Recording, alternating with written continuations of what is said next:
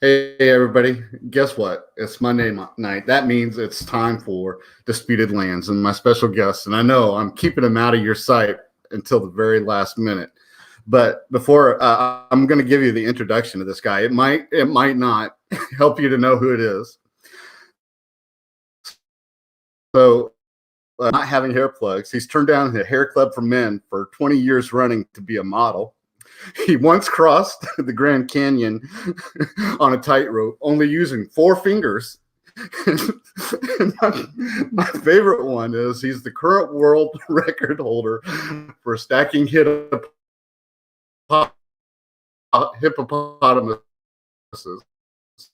Of course, some of you guessed it, some of you might not. Of course, Skiba. Rob, welcome to Disputed Lands. I have no idea what you're talking about. No, but I cracked up and I had fun with it. You make yourself laugh. That's good. I do. Rob, welcome to Disputed Lands. It's been a long time coming, brother, but here it's Monday night. Disputed Lands, take on the world TV. Welcome to the show, brother. Thank you, Chad. Good to be here, man. Good. Thanks, man. So, I thought tonight I love to reflect. For me, I used in my presentation oftentimes what they call dead reckoning. In other words, if you're ever lost in the woods, and I've explained this before, but some people may not have known this who haven't grown up in boondocks or been part of the Boys or Girl Scouts, which today I will applaud you for not making that choice. But back then, they taught you this very basic principle very early on called dead reckoning. And in other words, everybody, no matter who you are and how good you think you are, if you're in the middle of the woods, you don't know which way the exit is. If you just try to walk, you will walk in circles. It's just something that we all do. The explanations for it are vast and wide, but you will not make it out. So in order to use dead reckoning, what you do is you look at the tree or a marker that you're at, prominent marker you're at, and you line it up with 2 other objects in opposite direction that are in a straight line. So you look at the marker you're at, you look at the marker in line of where the direction you want to go is and ahead of you, you line those 3 up, and then you go to the next one. You go to the marker in front of you, and you just repeat that process over and over and over again. And that is the only way to go in a straight line. In my life, I like to spiritually use that principle. In other words, I like to look back, see the things that have happened in my life, those prominent markers, and look at those where they brought me, and then attempt to look forward at the prominent markers that may be ahead of me to try to keep going in a straight line. For me, Rob, one of those prominent markers in my most recent memory is actually now, can you believe it, almost 8 and 9 years ago, when I finally discovered somebody on a virtual house church. And that guy is Rob Skiba. Now, when you were coming up and you thought about virtual house church, did you ever think that it would have the impact that it's had on people today? Oh, wow. No, I mean, I've been blown away by it, actually, quite frankly. Yeah. I created Virtual House Church mainly to stop myself from working on Friday nights. Right. I'm a workaholic. I love to work. So, and when I came into an understanding of Shabbat, keeping Sabbath, and at that time, my understanding was evening, sunset to sunset, I had a hard time. Saturday was no problem. I could I could take a break on Saturday, but stopping work on Friday was a difficult thing for me. So I was like, okay, I got to do something. And for a while we were attending services at somebody's house, and that was pretty cool. But I mean, especially at that time when we were first getting into it, anytime we were doing that, it would last 4, 5, 6 hours. I mean, it'd be like a long time event, and we were doing that all day on Saturday. So I couldn't do both. I couldn't spend all night long on Friday and all day long on Saturday.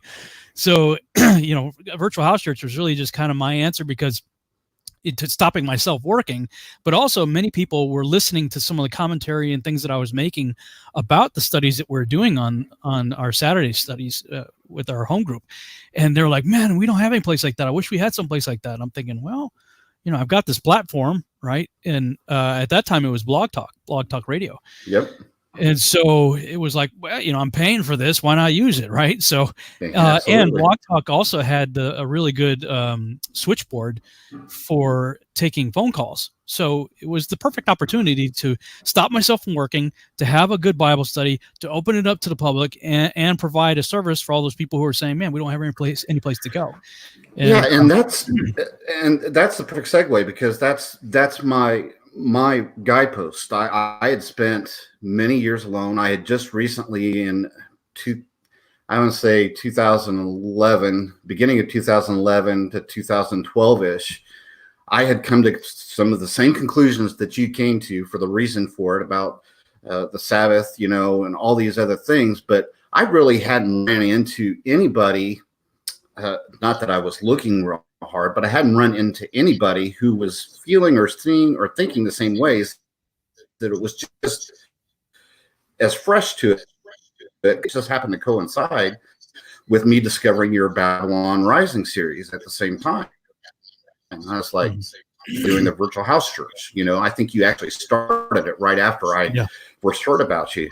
And I was like, man, I really dig what Rob's doing. And then we hooked up, and I started messaging on Facebook. It took me 3 years after that still to make your friends list on Facebook, because you already maxed out at your 5,000 for a long time. So I couldn't even get on there. But it wasn't until like April 2016 that we actually became friends on Facebook. But April. So I must have posted something about Easter and lost 10 people. And exactly. Had an opening. Exactly. That's exactly how I got it. But so we hooked up, and we talked on virtual house church, and there was just really, you were right, the switch only about a handful of us at the most, that would actually call in. There were dozens more that would be listening. And I had made mention to you to Take On the World this year when we had a chance to stand up there on stage and talk. It's like I had 2 people that year, and I'd had about the same amount come out the previous year. They saw us standing there together, and they put 2 and 2 together and said, "Wait a second, you're the Chad that was on Virtual House Church." Was on Virtual House Church. And I'm like, yeah, guilty as charged. That was me. And I was like, man, that's good stuff. I still go back and listen to those all the time. Yeah. So it's still blessing people. The Chad. Yeah, it's the Chad on there. They didn't put it together until they saw us standing next to each other, which right. I mean, it makes sense. But, right. Anyway, so it's still a blessing. But that all started for you, and I'm taking you back to a guidepost again. In a way, it's kind of hard to interview Rob, because the guy wears his emotion, his heart, and his thoughts on his sleeve. And if you don't know what he's thinking, it's just only because you're not paying attention. The guy is on media.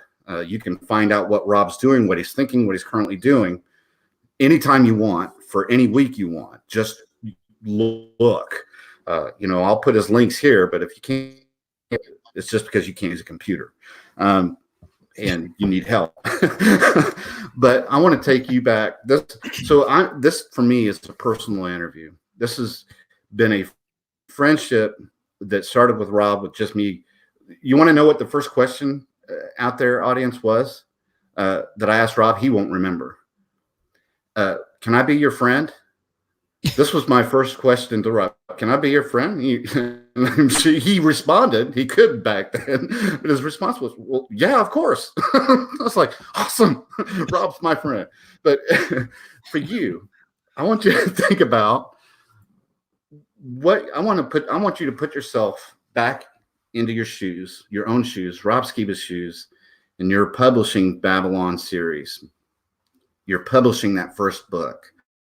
What was going through your mind and your heart when you were publishing that series, that first book in that series? Well, let me see. It was December 21st, I'm going to take you back a little bit. December 21st, 2010. That was the marker in my life that really kickstarted everything. Sheila and I were late nighters, and we happened to be out going for a walk at 2:00 in the morning. And it was 2:22 in the morning, Central Standard Time, 3:22 Eastern, that the moon started turning blood red, going into a lunar eclipse over the shoulders of Orion, looking like a decapitated head kind of floating there, and it happened for 72 minutes. And I'm like, look, lunar eclipses, we've all seen them, right? Probably most of us anyway. Big deal. I mean, it's kind of cool, but so what? But it was the timing of it that caught my attention, and the duration of it, and the circumstances surrounding it. Specifically, the fact that Iraq was saying, "Hey, guess what? We're back in business again. We're a nation again. Everything's rah rah after all the desert parties we had out there. They're announcing their fully formed government, and here's Nimrod's hometown. Saying, hey, we're back in business again." As the mighty hunter's head is floating over his shoulders like a decapitated head. At 3:22 Eastern Standard Time for 72 minutes. So I'm going, honey, I don't know what's going on, but like I got to get back home like now. And, within minutes, I had hundreds of browser windows open on 2 monitors. And I think his name was Dutch Sense, his YouTube channel. He had been doing a lot of stuff about HARP and earthquakes and just all kinds of different, earth anomalies and whatnot. Yeah, him and another guy used to watch Suspicious Observations. Yeah. And he was on live too. He was like, look, guys, I don't know what's going on here, but he was on the Internet Seismic Server website, and it's a website that shows earthquake activity all around the world, and like all of them were going in the black, just active, very active. Some more than others, but all of them were just really moving. And he's like, something's going on here. And I'm like, yeah, something's going on here. And then it was within days after that we started having all these reports of, millions of fish, breed specific, washing up on the shore, hundreds of thousands of birds, breed specific, falling out of the sky. Lots of different hardcore weather anomalies and things like that started off early in 2011. And I'm like, boy, something is happening here. So I just started doing brain dumps. Yeah. We also had, in conjunction with that, of course, Tom Horns. He'd come out with his 2012, right? Apollyon Rising at the same time. Apollyon Rising, 2012. Go ahead. I'm sorry, I didn't mean to cut you off. I'm just trying to put people back in the mindset of what it was like during that time. Yeah, for sure. That was a big one. Apollyon Rising, 2012. And I had already been doing a lot of research on Nimrod at that time, prior to seeing the lunar eclipse, which is why it caught my attention. And in the process of doing the research that I was doing, I stumbled across Peter Goodgame's book, The Giza Discovery. He had published it online as an online book, and whatever the search parameters that I was looking for when I did the Google search, it landed me pretty much right in the center of his thesis. He's getting to the punchline, and he was making the assertion that he believed that Nimrod is the person that's going to be the Antichrist at the end times, and how he was known by many other names, Orion being one of them. And of course, when I saw Tom Horn's work, he was piggybacking on some of that. He was going along with a fair amount of it. And so it was like confirmation of some of the stuff that I was already looking into, as well as it was a stockpile of new information to add to what I was looking into. But that particular event was the catalyst that made it sort of all come together for me. And I started blogging. I never blogged before. And it was really just an opportunity for me to do a brain dump, just whatever I'm thinking about, I was writing. And I did that pretty much all of 2011. And at the end of 2011, probably around November, I thought, geez, I wonder how much I've written. So I kind of pulled it out of web format, put it into like a Word doc, and saw that I had about 1,000 pages of content. I said, wow, maybe I should make these into books. So I started dividing out the content into 4 categories that were eventually going to become 4 books. And Babylon Rising was book 1 in that series. and I launched that. I believe it was I published it in January of 2012.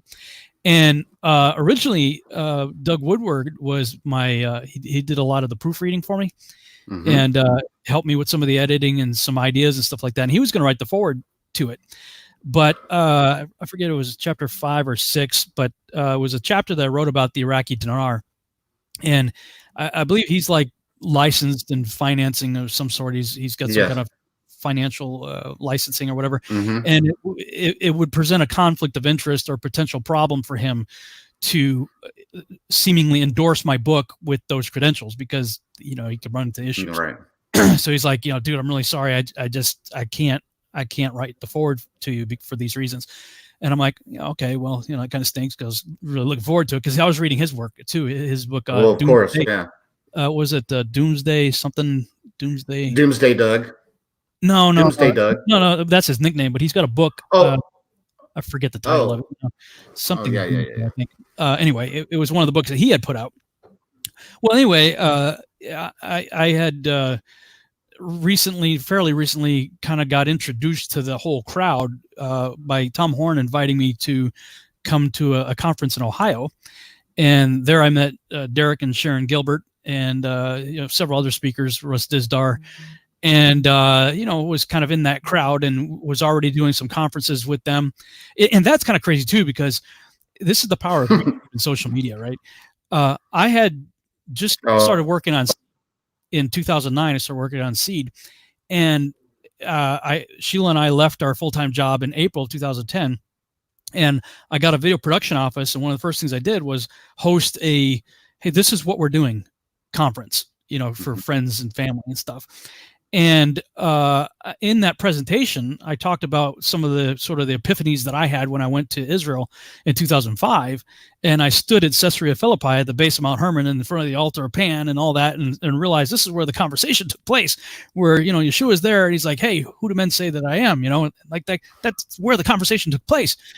And, in the course of my presentation, I likened that to the movie Rocky, the first movie.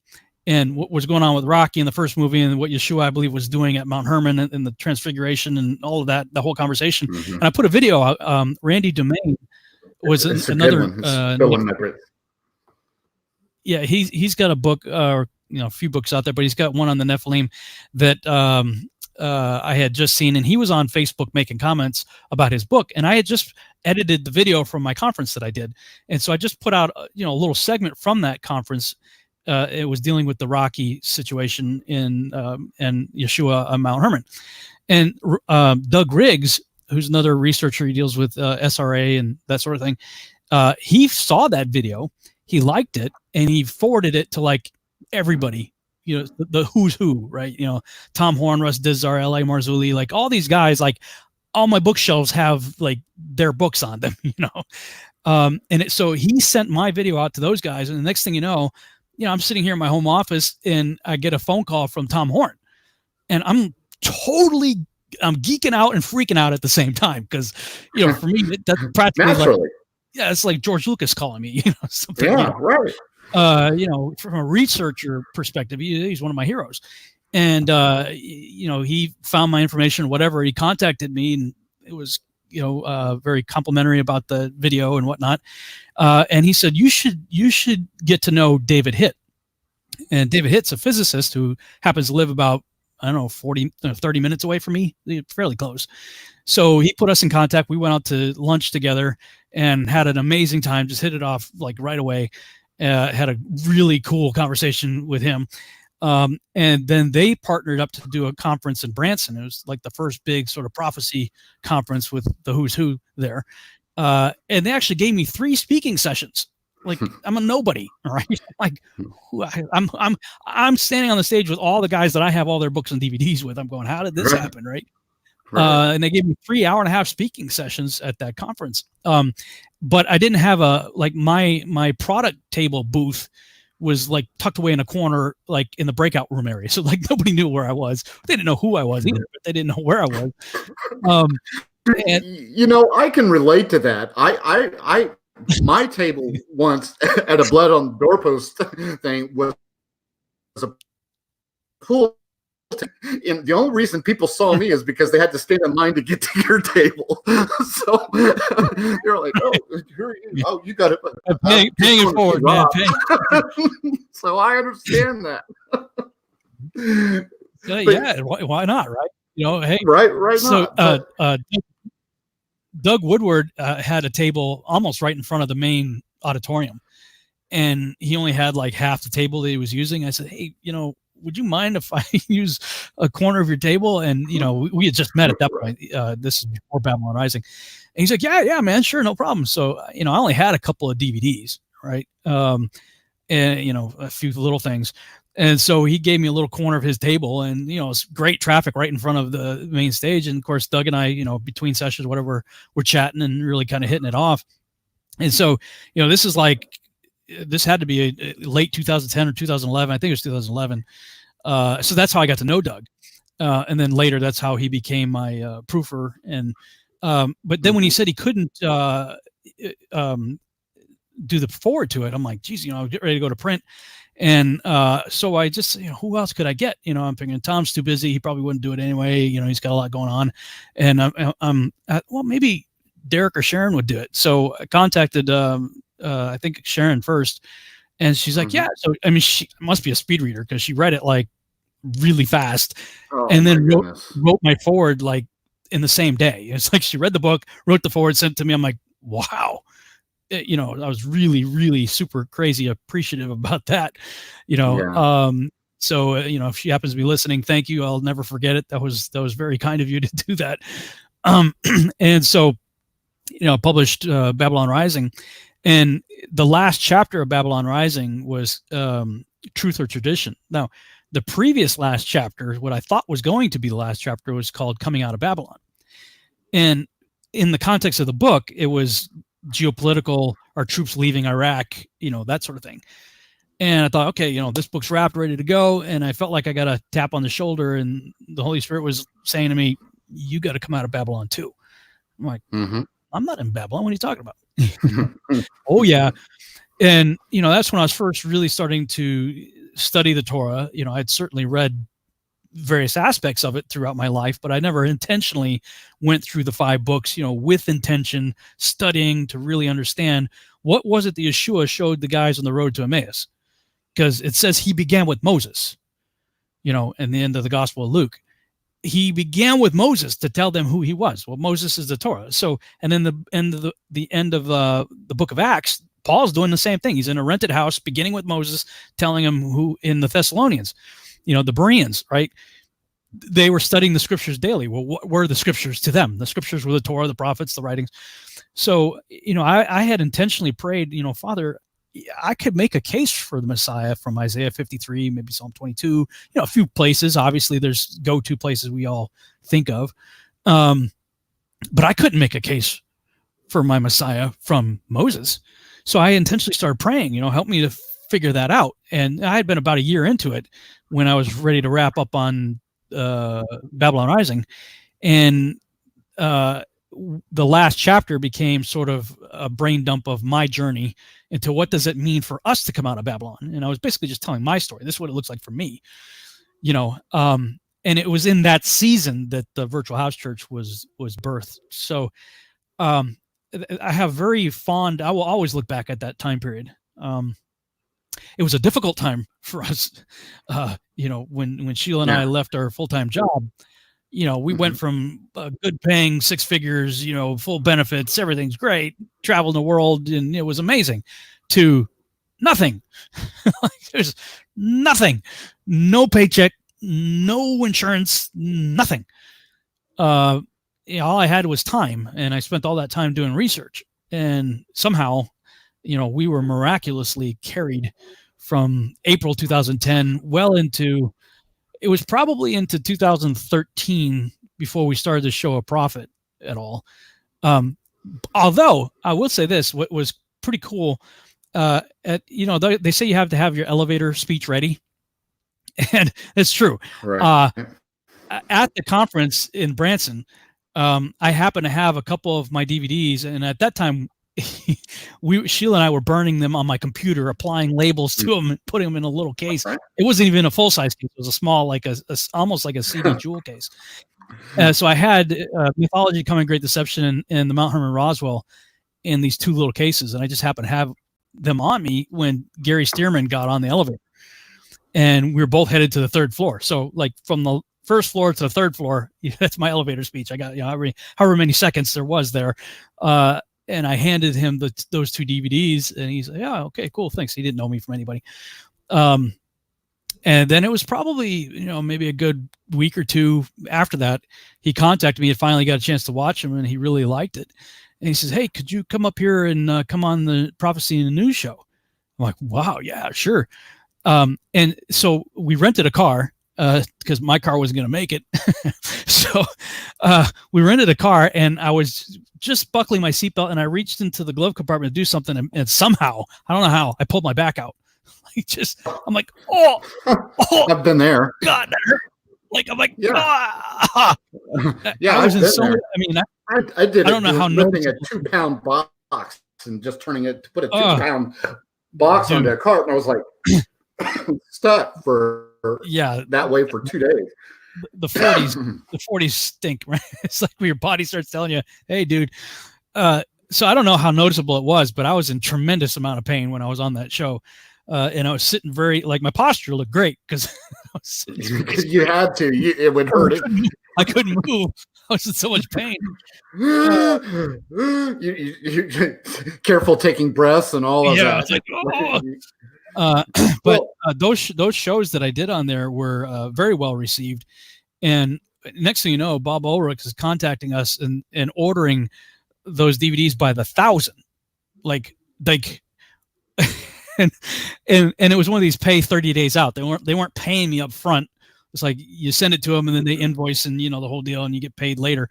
And so we didn't have any money, so it's like, okay, credit cards, and I couldn't afford to have them professionally done. So I mean, literally, Sheila and I turned our living room into a DVD production house where I'm burning them, she's labeling them, I'm putting the insert in the thing, and she's shrink wrapping them, with a hair dryer, like, and boxes and shipping them out like 100 at a time. But we sold something like $40,000 worth of those DVDs within the first couple months. And that was huge for us because, like I said, we had nothing, before that. So, it was a pretty amazing season kind of riding that wave. And, again, it was in that season that Virtual House Church was born. So that's why, I mean, even now I'll go back and listen to, especially the 2012 episode. Mm-hmm. Yeah, I was going to say those are my favorite ones too. It seemed like, I mean, we did like 4 years in a row, but that 2012 is something special. So if you guys go to that Virtual House Church, I'll put it back on here. Just go to the Virtual House Church website. If you're going to listen to any years, my recommendation, Rob's recommendation, listen to 2012 that year. There's just something special about that year. Mm-hmm. Yeah, well, there was for me personally. Well, and me too. There was a certain richness to it because it's almost like a new believer. Like when you first accept Christ, you have this fervor, this zeal, this hunger to know more, to go deeper, to share with everybody. And it was, for me, like going into Torah looking for Yeshua was like becoming born again kind of thing. And it was this richness of information just like coming at us like a waterfall, and new revelation. I mean, we were kind of building upon those revelations and gaining other revelation along the way in the subsequent years. But there was really something special about that 2012 year. 12 and 13 was a split. And getting to know you at that time and becoming friends and acquainted with you, it took us all the way until like 2017 to finally meet in person for the first time. But for me and you, it sounds like, a lot of the same things. And like I said, for signposts and things, I wanted to, as Rob's friend, it's like, what can I do for my brother Rob that there isn't 100 people who want to do for him too? It's like, well, we have this past together, and I know what your passion is. I know what you're all about today and what you're doing on. And I wanted to be able to do something maybe only I could do, was to reinvigorate that mindset, that flame, put you in mind again of that passion, to put you mentally back in that setting when things were fresh, things were exciting, and things are new. Because, I've been, it took me 4 or 5 years to write the book. I had told you way back in 2012 that I was something that I was working on. It didn't get published until 2016, but that was 4 years going up into 2016. And then since 2016 to today, and today in September, it'll be 4 years nonstop. I understand what it can feel like to be not necessarily burned out, but some days when you get up, it's like it takes a lot more to work for that flame to get stoked, right? Especially when you have, during that time, people arise seemingly out of nowhere, other figures that start maybe attacking some of the things you said or some of the work you're doing. And people start, tons of people start recognizing more who you are. You're suddenly getting emails, telling you your hair is not right, or why are you wearing the stupid glasses? I mean, criticize those things to the things that you're most passionate and excited about.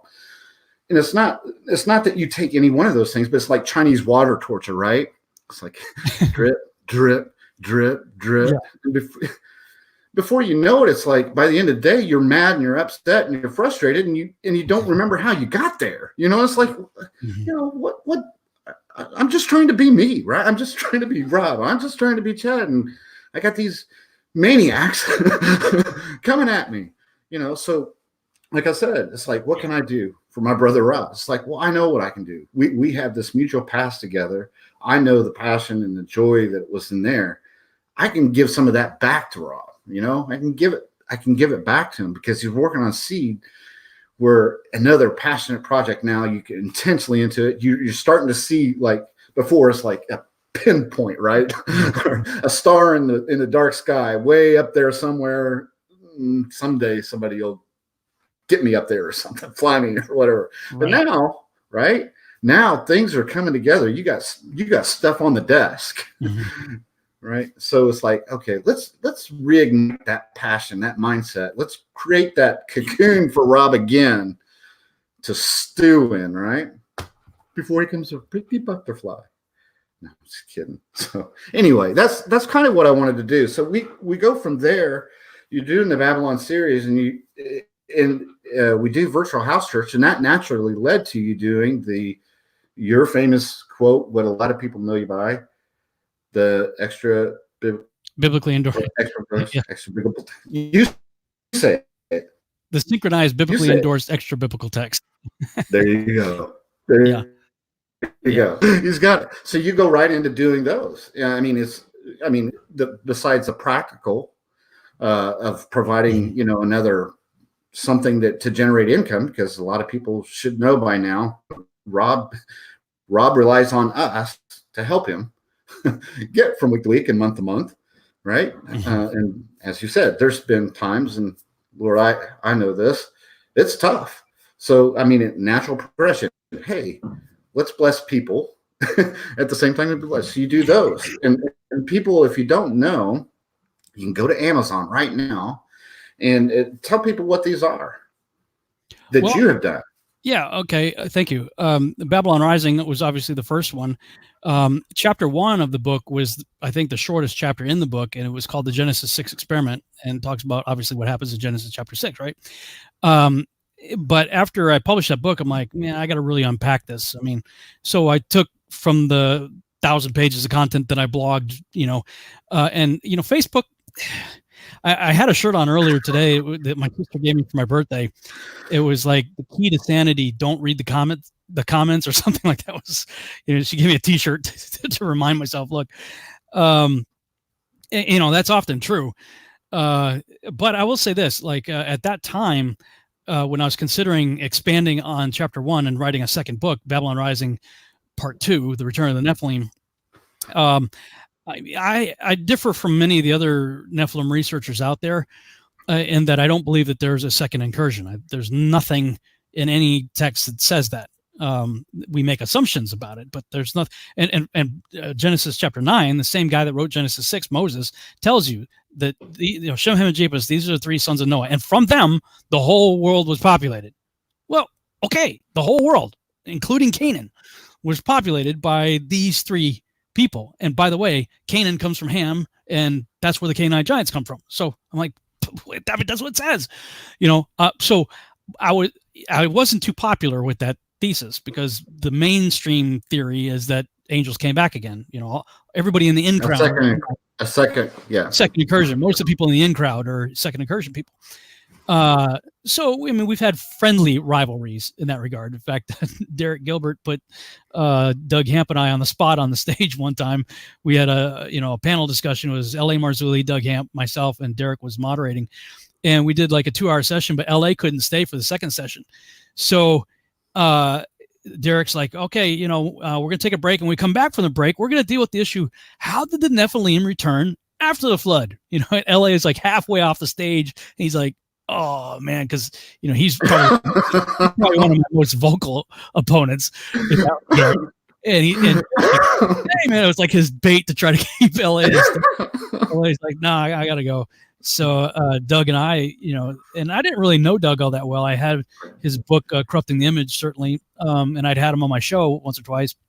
But, we went toe-to-toe for an hour, and it was pretty cool, And online, Dante Fortson was like my ultimate nemesis on Facebook, and we would have marathon debates. Like, I'd post something about no second incursion, and there'd be thousands of comments. Oh yeah, I remember. And it would go on for weeks, and most of those, that was good exercise for me, because it helped me to really hone my thesis and see what the counter arguments and stuff were. And my second book, Archon Invasion, really came as a result, yes, of my blogs, but more out of the Facebook interactions.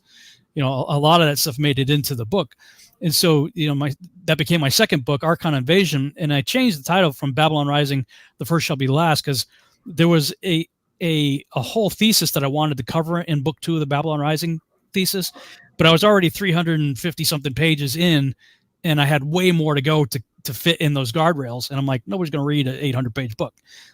I wouldn't. I mean, I have books, if they're over 400 pages, they become, I'll reference them every now and then type books. They're not books I'll sit down and typically read. And so I thought, well, Archon Invasion will be like part 1 of Babylon Rising 2. So, I changed the title and I put it out there. And the interesting byproduct of that was, I didn't intend this, but calling it Archon Invasion, for me, Archon is just a Greek word. It means it's, chief, commander, leader, somebody in a position of leadership, authority. But you say Archon, and like in the New Age movement, it has a whole other meaning, of ascended masters and all that kind of stuff. And so consequently, I got a whole lot of book orders on Amazon from people who thought they were getting one thing and ended up getting something else. They're like, hey, hey. They were looking for Saint Germain or something, but it certainly helped sales. I mean, it was never intentional. That wasn't why I did it. But so anyway, so you have Babylon Rising, Archon Invasion was the second one. And it was around that time that I was doing conferences and I was talking about the synchronized, biblically endorsed extra biblical text of Enoch, Joshua, and Jubilees. And having said that so much, I thought, geez, I should just put them all in one book and publish them. Right. And why not, right? And I was inspired to do that because Tom Horn was publishing the Researcher's Library at that time. And he was taking he was church fathers. Yeah, he actually was giving that away at the time of the David Flynn collection.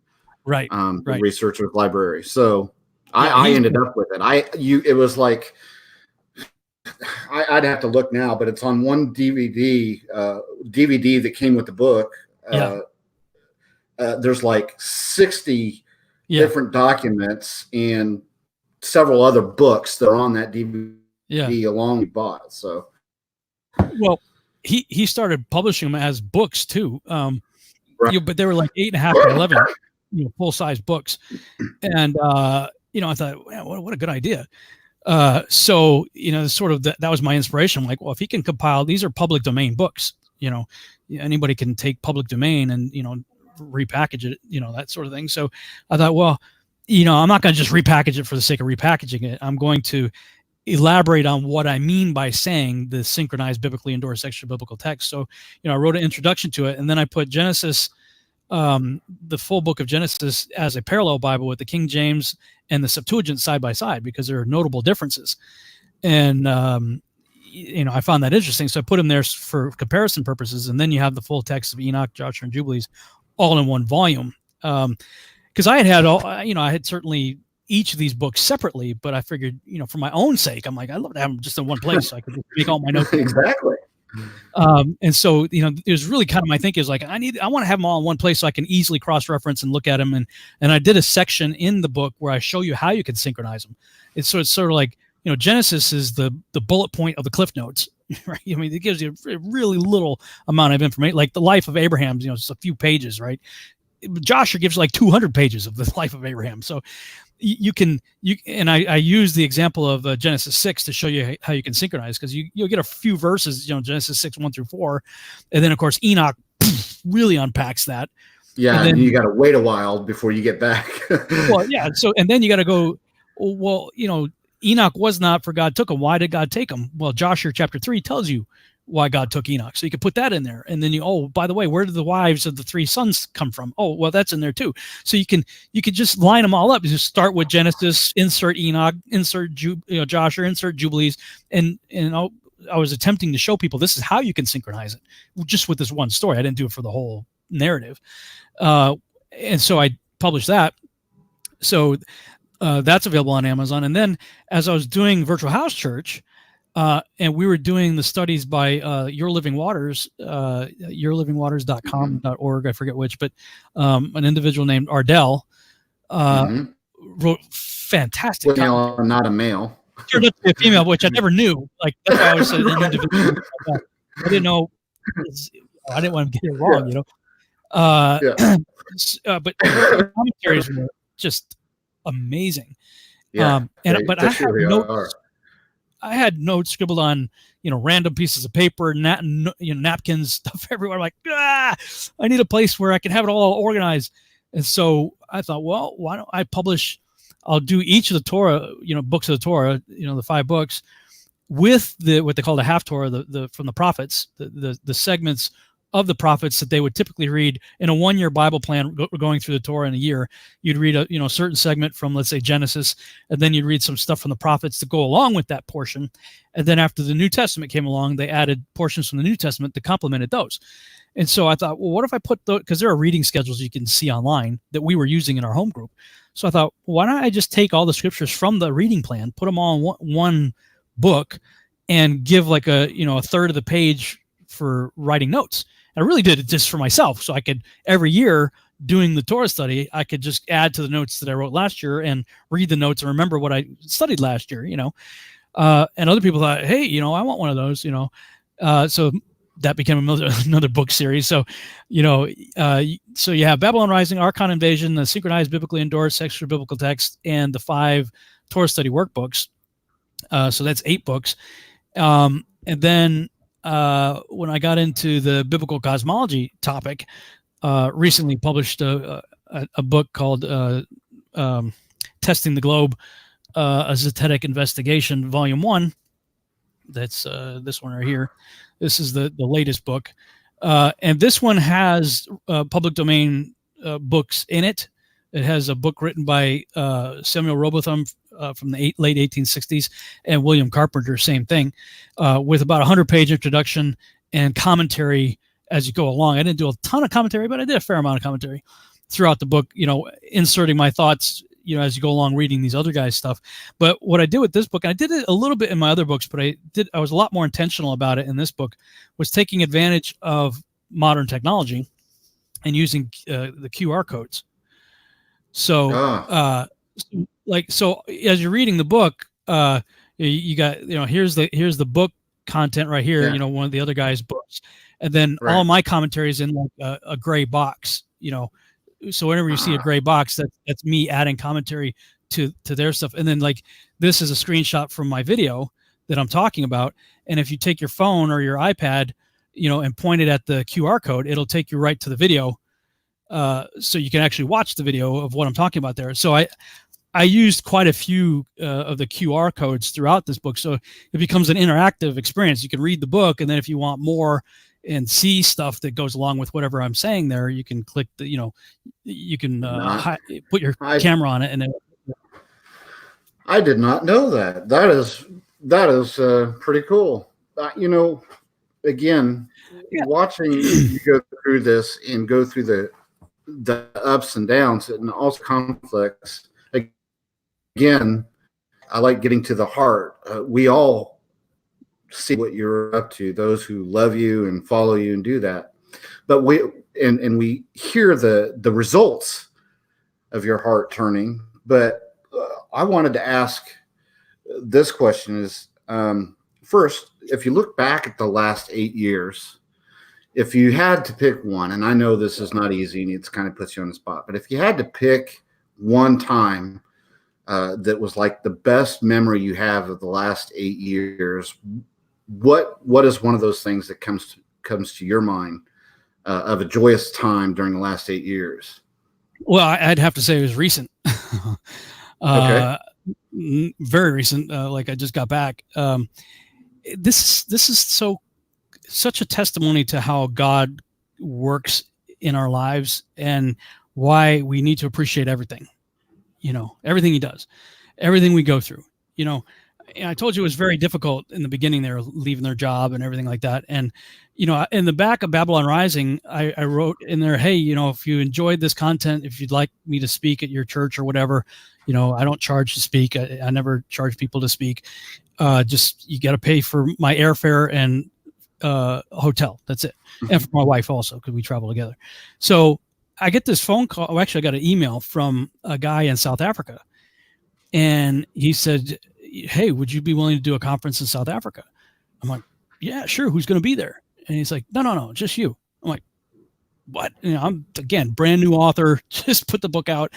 And Sheila, come here, check it out. She comes in and I'm like, this dude wants to have me speak in South Africa on the book. She's like, well, we go as a package deal. I'm like, yeah, I know that. So I wrote to the guy. We go to, the only requirement is, you fly us both out there and whatnot. And a few days later, like Delta Airlines tickets showed up for the both of us for like a 10-day trip. And it was, again, this is a really rough season for us. It was, putting all the stuff out, a lot of hard work, no money coming in, just difficult. And we fly from Dallas to Atlanta. And our former boss from the ministry that we had left was there getting ready to go on a mission trip. So he'd flown from Dallas to Atlanta also, and he's headed overseas to a mission trip somewhere. And he's like, "What are you guys doing?" I'm like, "Oh, well, we're going to Cape Town, or not Cape Town. We're going to Pretoria, South Africa." He's like, "Oh," he's like, "There's a specific kind of wine that one of my donors loves, and no pressure, but if you happen to stumble across it, would you mind picking up a bottle for me? I'll give you some money, and that'd be great." I'm like, "Yeah, sure. I can't promise anything, but whatever." So he gives me the card for the wine, and I'll probably butcher it, but it was, I think it was a Dutch word. That it was Buitenverwachten or something to that effect, and didn't know what it meant. So we got out there and we had a great time doing the conference I did in Pretoria, and Mornay Tennyson lived in Cape Town. We were friends on Facebook. We recent friends on Facebook, but he found out I was in Pretoria. So he's like, "Oh man, is there any chance you could come down to Cape Town?" So I asked my hosts, and they're like, "Oh, we love Cape Town. Yeah, we'll take you to some of the wineries." I'm like, "Oh, great. Yeah, I forgot about it. I got this card." And I said, "What does this mean?" And the word Buitenverwachten means beyond expectations. Now, it was like God was giving us a card in Atlanta. And we didn't know these people from anybody. So, I'm writing about government conspiracy and 9/11's an inside job and all this stuff in my book. I'm thinking, okay, this could really be either really awesome or we could be disappeared and no one's going to know where we went, and never find us again. So it was a total leap of faith to get on that plane because we didn't know these people, and it happened all so fast. Like, "Hey, would you come?" "Yeah, sure. Here's the tickets." And we're there. It was like, "Pwah!" And this black Escalade pulls up, and okay, this is CIA. What's going to happen? We're going to get whacked.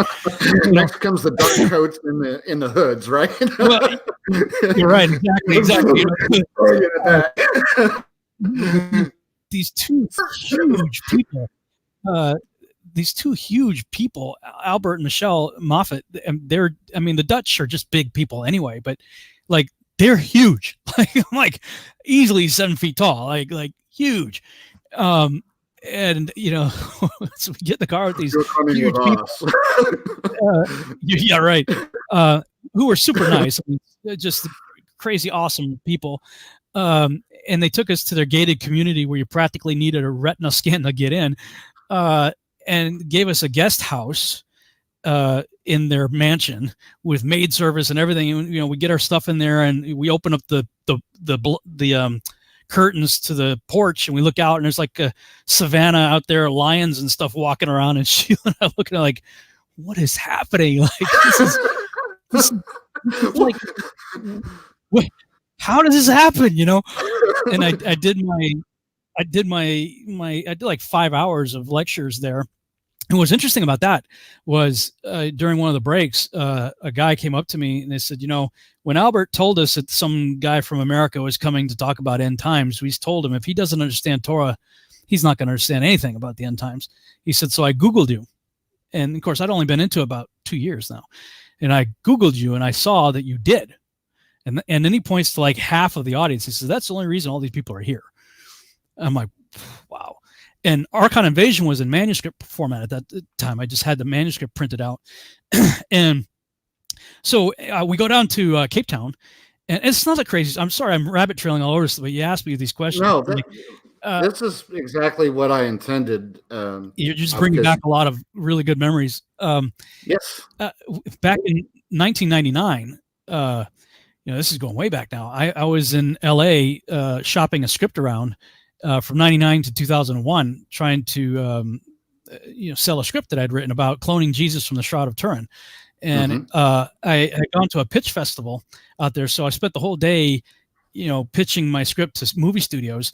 And in the evening, I stayed at a hostel for like $15 a night I think it was off of Sunset Boulevard, or what, it was near the Orange Bowl, or it was some bowl or something out there. Anyway, it was somewhere near Sunset Boulevard. And the guy who ran the hostel was from South Africa, and he was into all the same stuff that I was into, and he was going through a rough spat in his life. So, I spent all night long talking with this guy, and then go next day, do my thing, come back, spend all night talking with this guy. I just really hit it off with him, but then lost contact with him sometime in the early 2000s.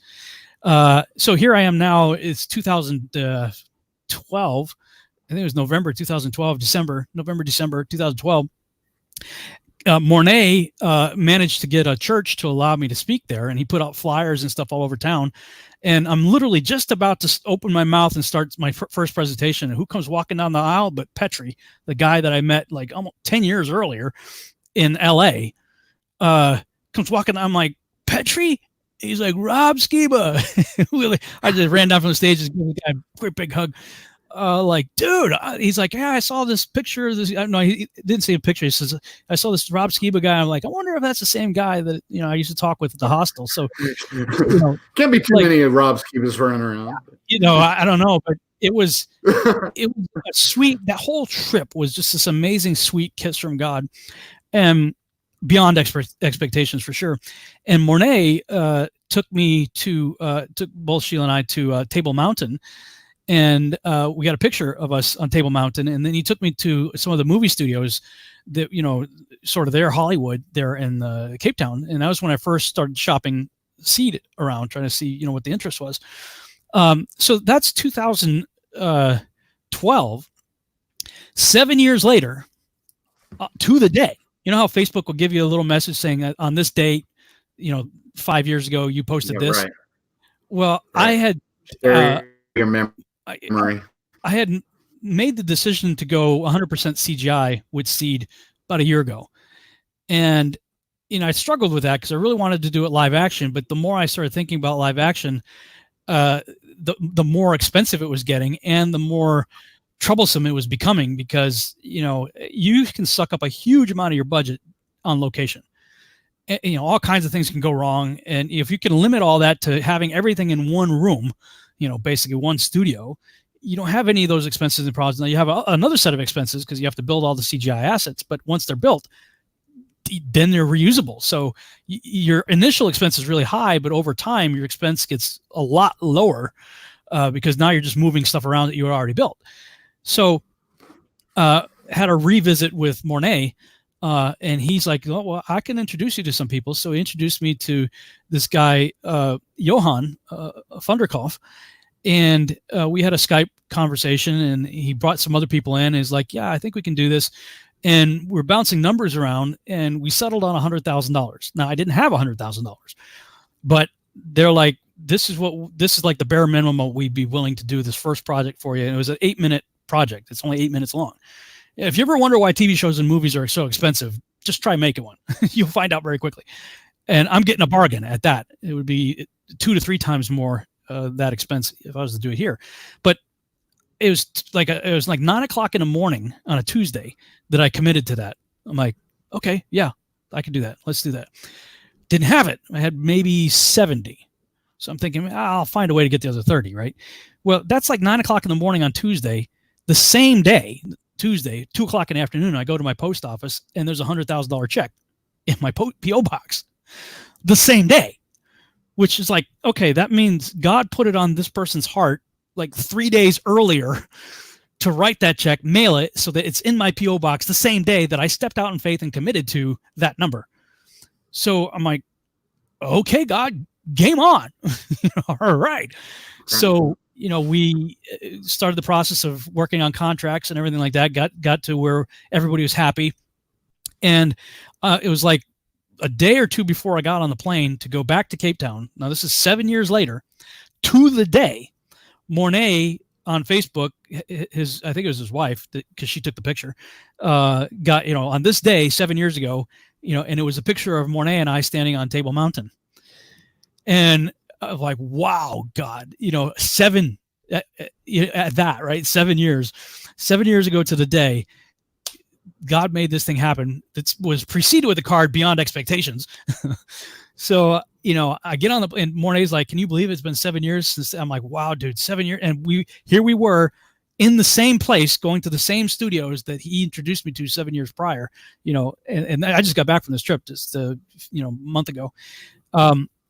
And this is the first time in my life I've been surrounded by a team of very creative people that are just as passionate about something that I would put together as I was, giving it all. Now I've led theatrical presentations and things like that before, and had people volunteering their time and helping me. So I don't want to discredit that, because I have had people around me that have helped me with various things before. Of course, Sheila's always helping me with stuff, but here I am working on a dream that I had when I was 7 years old, of making movies, television, that sort of thing, on a project that I started 10 years ago.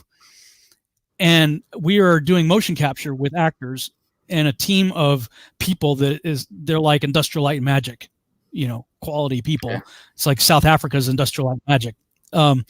And, I'm working with sound designers like Ben Burt, this other guy, Mornay, and this kid, Edward King, he's Hans Zimmer, in a 20-something-year-old body. He's, this kid's amazingly talented. Just all these people, and got these actors with motion capture dots all over their faces, and we're capturing their presentation. They're doing their scenes, and that data is going to be translated into the CGI characters that I created and sent those people. So, you want to talk about a kid in a candy store, happy and be like, I was so.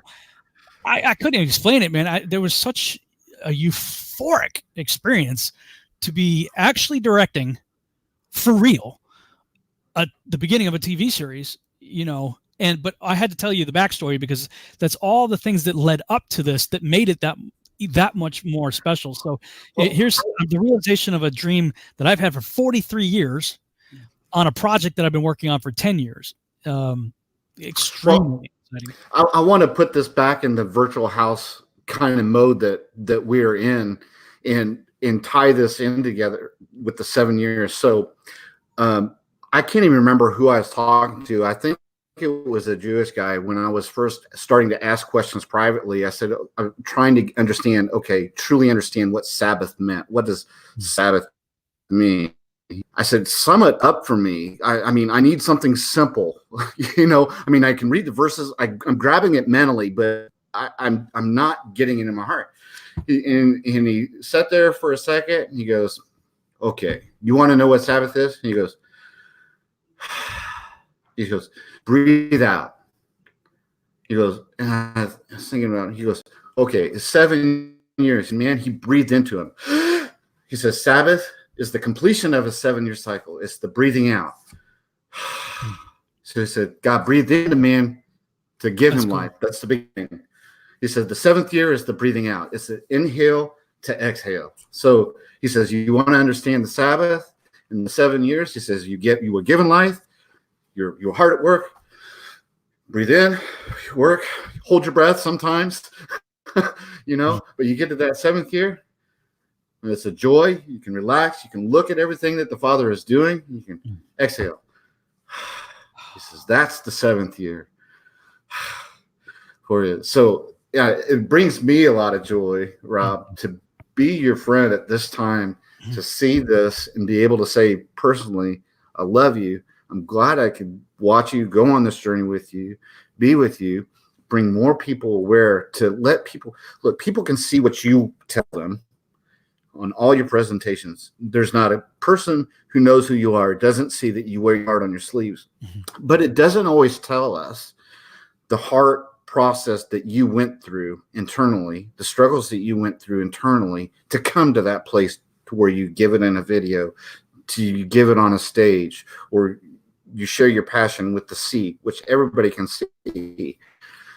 The heart of the thing, I want people to see the Rob I knew early on. And I wanted to be able to give you a reminder and a refresher, a place to burn this fire bright, to keep you going, so that we got 7 more years of seeing, should the Lord tarry, what Rob's going to do. And I can't wait to see it, pretty much our interview. We've been an hour. But again, and so it wouldn't be, Chris and Liz would be rightly upset with me if I didn't. I've been kind of like their, I don't know, I'm part of the team now. There's no contract or anything, but it's my job to recruit people and say, you are officially invited back to speak at Take on the World 20.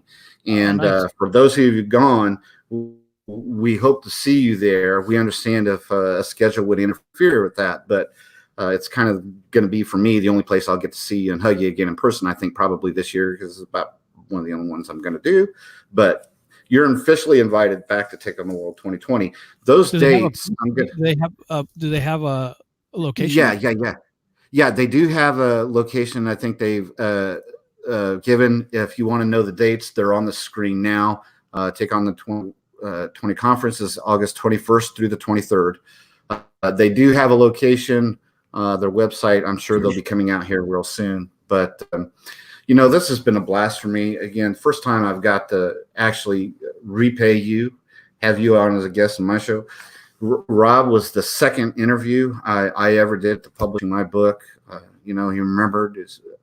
He's so gracious. You all know the story. I was in shock. I'm going to tell you this. I don't know if I ever told you this.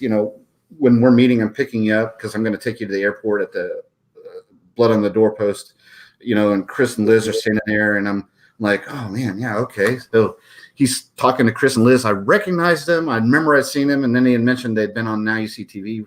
Oh, look, okay, yeah, that's gone. And then you, out of the blue, unexpected, and not unexpected me. Oh, and Chad's written the book. You ought to have him speak too. Dude, my heart, man. I mean, it was, it beat so loud. I was like, could they hear this? Can they hear my heart beating out of my chest over here? So not only have you been a friend, but you've been so gracious to me.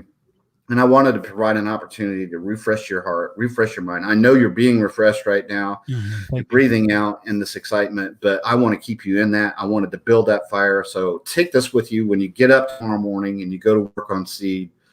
Just take these good memories, these building places, replay them through your mind in the morning, whatever.